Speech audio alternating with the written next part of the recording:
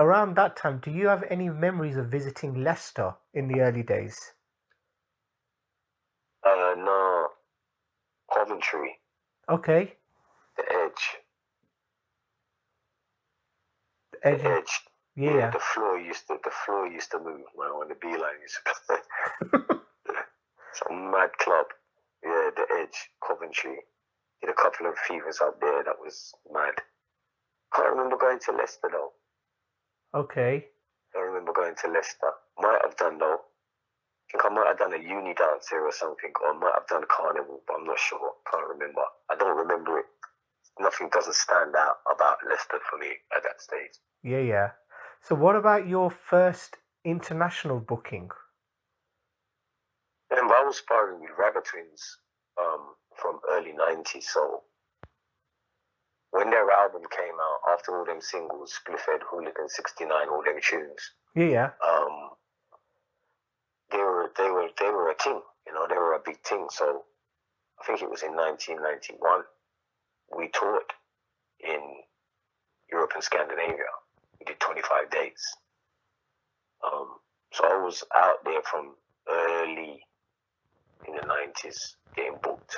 You know, I wasn't getting booked as Navigator, but I was part of Ragga Twins crew. I was their hype man, so I used to run around with them doing that. My first booking by myself, I think, was around 92, 93. I think it was in Austria. I'm not sure. A place called Graz. There was a guy out there called Stefan and a friend called Ellie. They used to put parties on. I went there with Ragga Twins and boss up the dance, and then they just liked me, and then I was like, yeah, they want to book me differently. And they, I brought Rocky with me. I brought Rocky with me. Yeah, that was his first foreign booking, Rocky. Okay. On the first man to take Rocky abroad and Swift. Yeah, so from them times there, you know what I mean? But it kind of really started to kick off in 95 because after the whole split came, where the jungle and the drum and bass when the drum and bass came in and it kind of started to veer away from jungle, by then it was like jungle was big in Europe now because they kind of caught the vibe, but they were a little bit late. Yes. You know what I'm saying? So when I went to Germany in 95, them parties were like crazy. Used to do this one party called Meditation. 1,000, 2,000 people. Biggest one I ever done was 5,000. Ronnie Size headlining. Crazy, you know what I'm saying? So I built up my name in Germany from them times there, mid-90s. You know, I was a resident MC on Meditation. I used to be on every one. Okay. So I was the first resident MC in Germany. First English resident MC on a big rave in Germany. Wow. So when you've mentioned, you've talked about the split in the scene. Can you provide a bit more detail about that? What actually happened? Well, just being real. Yeah. The whole reggae thing was a bit overpowering. Okay. And, we came from that background of Jamaican heritage, brought up on sound system, it's pretty aggressive, whatever. And then, us coming from sound system culture, we were the first people in there talking about scat, rock out and wheel up and rewind and all them things. There was us not doing that. We were the first people to do that. Because that's what we were the first man them in the dance coming from that culture. Do you understand me? Fully coming from sound system. Yes. And, you could see that certain people's noses were being put out of joint and they didn't like it because it started to creep over into the hardcore. And, there was a split. Some people went back to the housey stuff from early. And the dances started getting kind of blacked out. And then, it was just like, all these black guys coming and they brought the crack into the dance. That's a lie. They bring the drugs. No, that's a lie. Oh, they're chopping each other and fighting each other and all of this. And, then it just got to the stage where certain promoters were telling the DJs, if you play that music, I'm not going to book you no more. So then the drum and bass came in, producers just started making a different sound. They started marketing it to a more student crowd. You got all the agencies that got all them places locked, and that's what they were pushing. Majors came in, they were like, yeah, this is not so aggressive, it's got a more longevity to it, and they started to invest into it.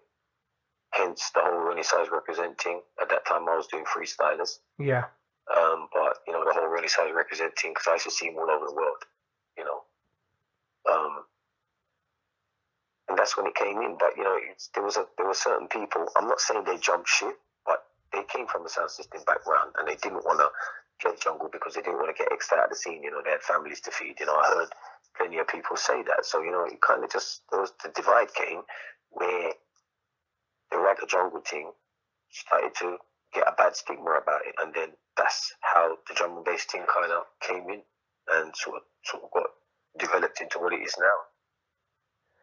So around that same time, there was also that style of jungle drum and bass called intelligent drum and bass. Right. We're talking about that sort of time, right? Because there was, I remember that it started creeping in. Well, what's that? Oh, it's jungle, but it's different jungle. It's intelligent drum and bass. It's like what they call liquid now, but it was more, you know, intelligent would be like music, LTJ Booker. Yeah. That was intelligent, you know, where it was more musical and more spaced out, but the B line was still there. Mm-hmm. You know, but it just had these other things laid over the top that just gave it a more spacious feel. It wasn't all about a ragga vocal, or a break. It was, you know, constructed in a different way. I've always had a lot of respect for what Bookham does. You know, he's unique. Tunes like Horizon, innit? Yeah, man. You know what I mean?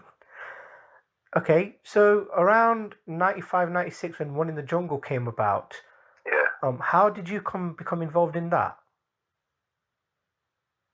Yeah, it was around the time of, it was about 96, 97. Not a lot going on for me at that stage because, as I said, the whole thing split in the UK. I was getting work abroad, but not that much.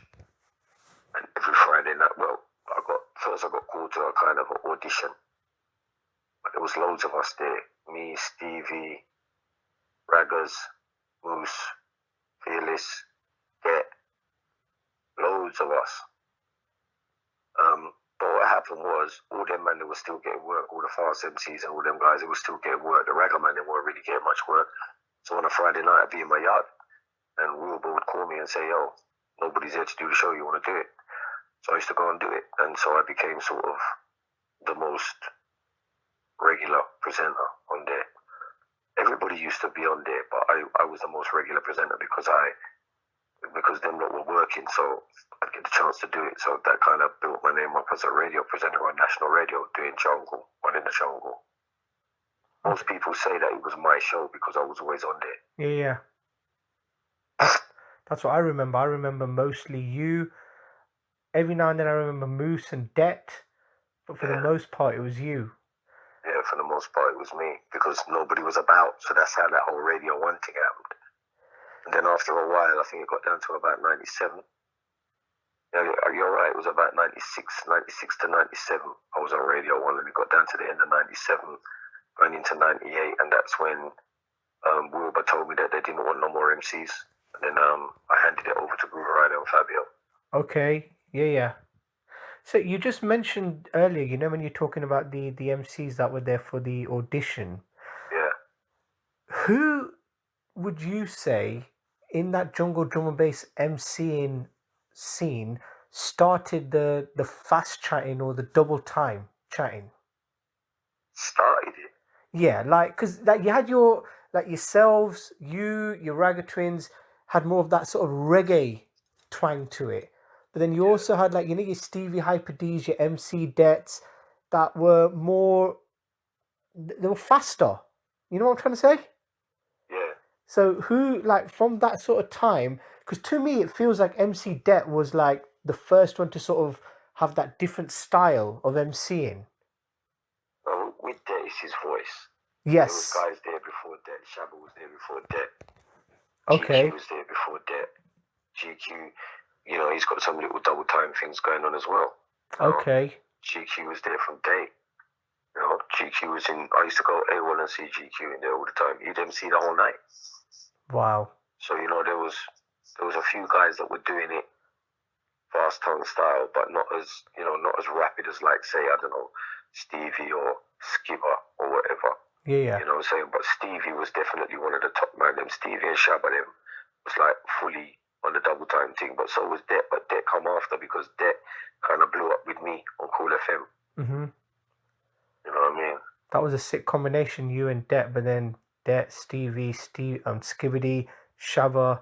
That was another sick combination as well. Yeah. Do you know what I mean? We used to tear up some dances back in the day. Trust. Yeah, Cool. Skipper come along. I was the first man to give Skipper a mic on Cool FM as well. He came in to do his first show when I was on the station just before. I was doing the show just before his show. So I passed him the mic. Did his first show on there, so yeah.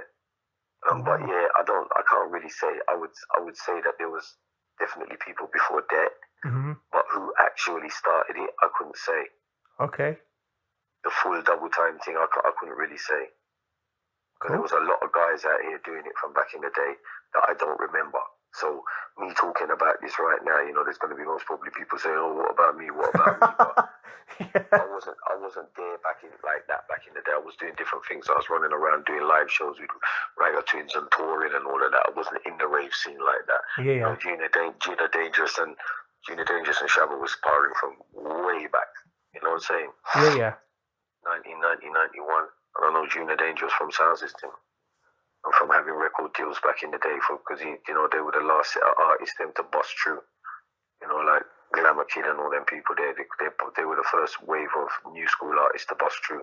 They came straight into record deals and that. They didn't really have the Sound System credibility that me, Demon and Flinty had. Okay. So I guess you talk about the record deals. Here's a question for you. So around 1998 was when Roughneck was released from the Freestylers album We Rock Hard. Right. And it's interesting to think by this time you've transitioned from chatting on sound systems into jungle and then into this breakbeat sort of sound. Yeah. Not many artists have the ability to be as versatile or can hold their own live and in the studio. However, by now you have already recorded Iniquity Worker, which has really, really deep lyrics. So my question to you is, why do you think it is that there are many artists who can smash up a dance live but can't seem to recreate that same energy in a studio and vice versa? And do you think it's important to be able to do both? Yeah, I think it's very important to be able to do both because we come from sound system culture. Okay. And, we used to listen to sound tapes and hear Baron Levy singing, on a sound volcano. So call it fire hose, water hose rap, or whatever. Yeah.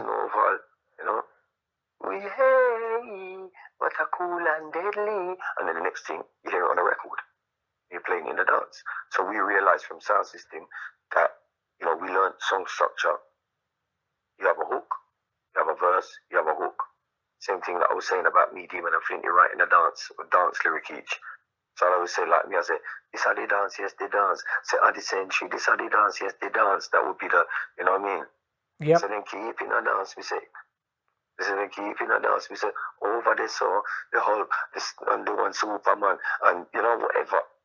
And then Demon are coming with, this how they dance, yes, in a car lot. You know what I mean? Yeah.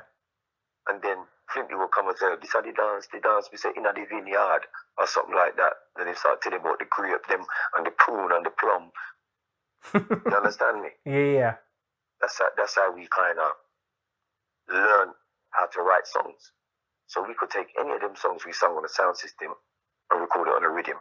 Yes. And we know they already got the song structure in our head. And that's where these kids nowadays, they don't come up like that. They just write bars. So, I've seen many people send me tunes and it's just like, they're just spitting bars the whole way through it. Right? And it's not that it's not good. But there's no break and there's no hook. When you put a hook in something, it makes it into a song. Okay. People like to sing along. So that's the reason why I think it's very, very important to be able to do both live, but people need to learn about how to write a song. You have to learn about how to write a song. Yeah. You got to learn about bars, you got to learn about hooks, bridges, all of that harmonizing everything. And then when you go in the studio, it's a whole different thing to when you're doing it live.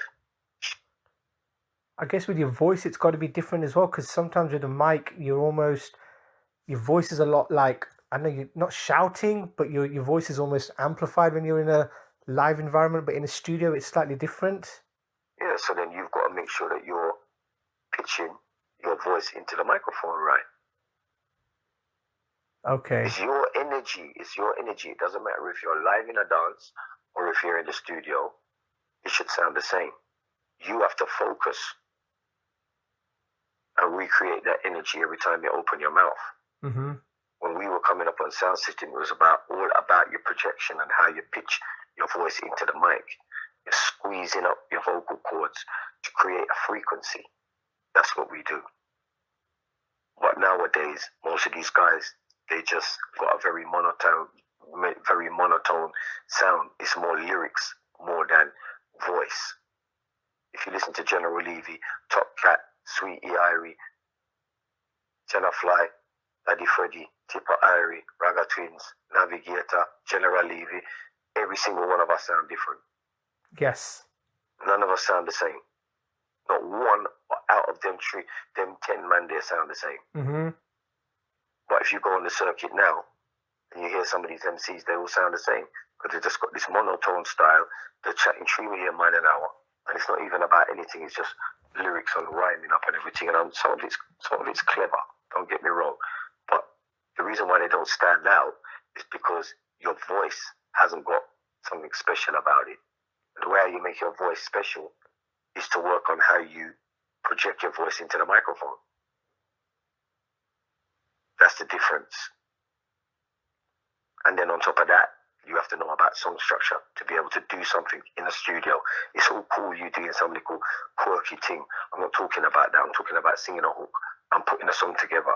2 verses, another hook, and a little bridge thing, and then out. I've made songs where I'm singing a verse and then I go into a bridge and then another bridge and then another bridge and then go back into a verse and then put the hook at the end. Okay. It's about understanding song structure when you go in the studio. And when I went into the studio, the first time when I was going into studios, it was all about live bands, live instruments, serious musicians. Mm-hmm. So it wasn't like I was sitting down there working on a computer. It wasn't that. But I did do that in the early 90s with Uncle 22, who's actually Rib's little brother from Unity. Mm-hmm. Yeah, so they taught me about, with the Akai sampler and the ST1040, the Atari thing.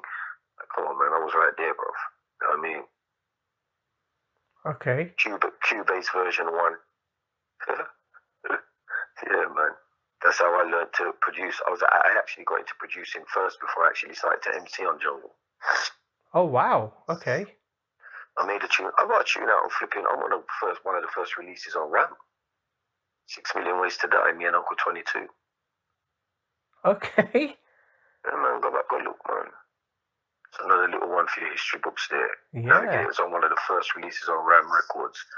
Me and Uncle 22. Go and look. If you put 6 Million Ways to Die and Uncle 22 and Navigator, you'll see the label come up on Google. Okay.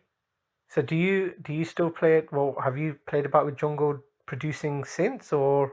Yeah, I just produced a tune with Aries about a month ago, and I got David Boomer singing the hook on it. Me and David Boomer's about to do an album together as well. Okay. He's got a solo album. I've got another solo album coming out. We're going to do a combination album. So yeah, I'm always mucking about in production. I can be an executive producer and I can also be hands-on.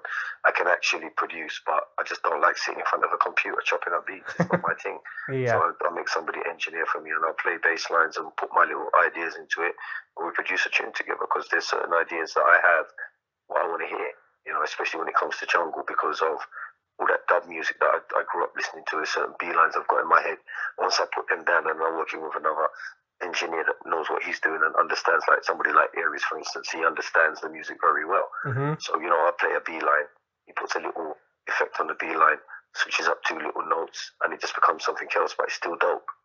You understand? And I know what I'm doing in my head, I already know what the song is going to be. So, what frequency do I want the hook to be?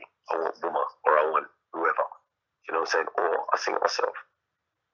That's how I started singing my own songs, because I always used to want a singer to sing the hook, but most of the time I just have a problem with the singer, or they don't want to sing it, or they just don't want to do it no more, or whatever.